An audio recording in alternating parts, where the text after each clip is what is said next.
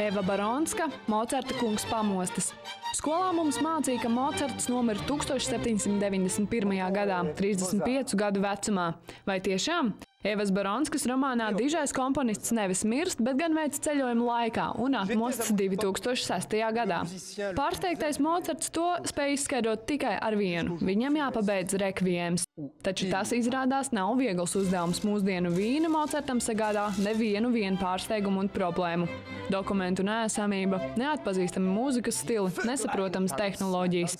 Par Mocarta vienīgo balstu kļūst poļu violniece Aņu, taču ar laiku komponistu arvien vairāk sāk nomākt jautājums, kas notiks, kad viņš būs pabeidzis rekviem. Šis darbs ticis nodēvēts par elegantu daļdarbu, kas reizē ir arī atzīšanās mīlestībā komponistam un viņa mūzikai.